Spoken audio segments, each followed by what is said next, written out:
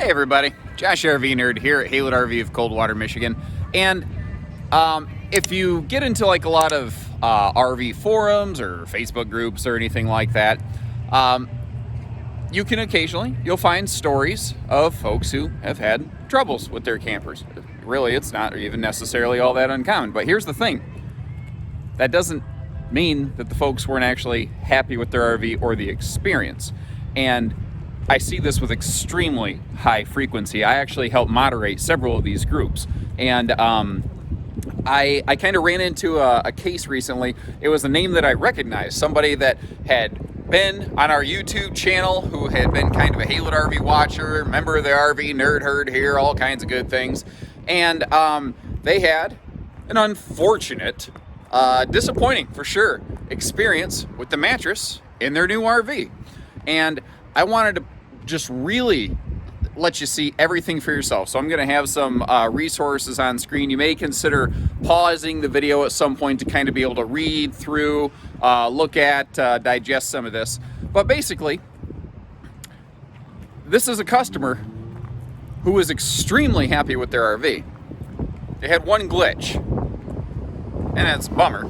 It's certainly not ideal, but they really only had one hang-up. But that's not what you got to see. As a casual observer on the outside looking in, what you saw was a person basically just saying, this thing sucks. They had a bad mattress. It was a warrantable item. It absolutely... Now, I do not discount the fact that they should not have had a brand new RV mattress just falling apart. Absolutely, absolutely. Now, the thing is, I don't believe the manufacturer believes that they should have had to deal with that either. That's what a warranty will do. Take care of those things that just shouldn't have to be there. But I reached out to this client because I recognized the name, and I had spoken to them previously, and I just said, hey, so you understand, there's a reason why manufacturers typically use pretty crappy mattresses. And that might kind of be like, what did he just say? Yeah, manufacturers typically use pretty crappy mattresses. I said it. I don't deny it. I understand why they do it. I don't necessarily like it, but I understand why they do it. And I've got a separate video on that. I'm going to leave links in the video description on that topic, because that's an entirely different story. That just happened to be the symptom this person had. The moral message here is you had a person who was really happy with their RV, and when I reached out to him and said, yeah, I know the mattress is disappointing, and then immediately they followed up with, oh man though, I couldn't be happier with this thing. Beyond that, we already replaced the mattress. That's all done. That's old news. This camper's great. We are really loving it. We're really looking forward to all the memories we're gonna make with our family. And then a few minutes later, they apparently just appreciated the fact that we just reached out to say, hey, you okay? You know? And I see, bloop, you got a 5-star review on Google. Just because we reached out to make sure everything was cool. And that's the thing. This person had, overall, what they feel is a 5-star experience. Couldn't be much happier. They had one hang-up. But as the average viewer, that's all you saw. So I see people often say, and I see the word nightmare involved quite a bit. I'll see somebody write me a message and say, Josh, I read on these Facebook groups, these folks have these nightmare challenges. Most of the time, they're very happy people who are very happy with their purchase. And really think about this, folks.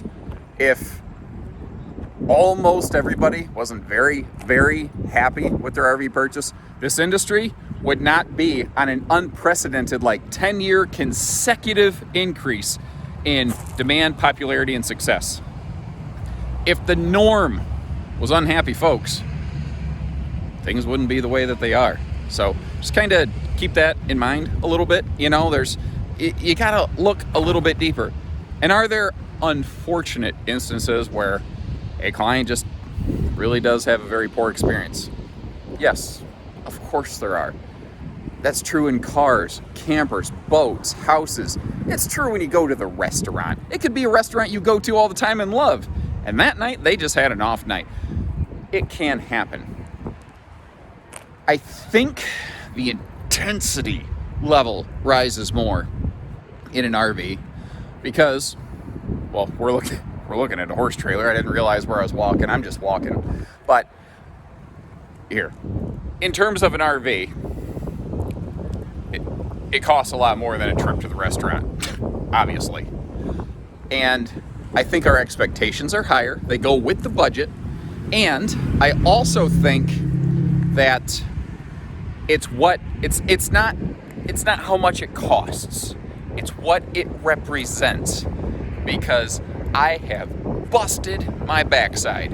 You've busted your backside. You earned those greenbacks. You earned that money. And you've earned your time off and you took your vacation. You don't get a lot of that. And something went wrong and it screwed up your plans. You're just triggered immediately. Totally get it. I'm no different at all. Trust me. You talk to anybody who knows me here. I run hot. I'm very serious about what I do. I work hard, play hard kind of guy, you know?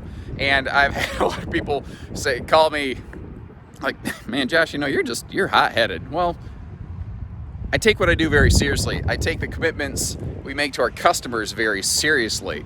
And I know that when I'm going out to spend a weekend, I take it seriously. And I don't care if you bought one of the fancy used or new fifth wheels that you saw in the background a minute ago, or one of these less expensive, you know, little used guys that we have sitting here right now.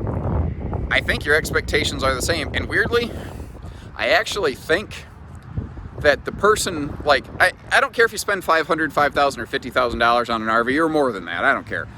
I actually have a personal theory, though, that the person who spends $5,000 on the RV, that money means more to them than the person who spent the $50,000 plus on an RV. Now, that's not substantiated by any statistics. That's just how I feel with about a dozen years of experience. But I get it. What I'm getting at is it's all relative, and you need to really ask questions. We have become so used to, as a society, getting all the information we want from the headlines without reading the article. Does that make sense? You're scrolling through Facebook and you see a headline and you're like, that's terrible. Read the article. Get a little more information. You might find out a little bit more. Same thing.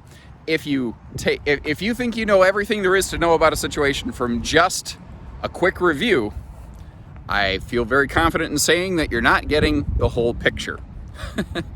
So, look a little deeper, ask a couple questions, and ask, you know, what else, why, what could I be missing?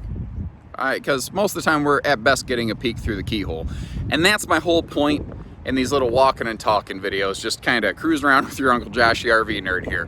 I want to try to give folks a little bit deeper look, a little bit more understanding, and grasp all this on a higher level.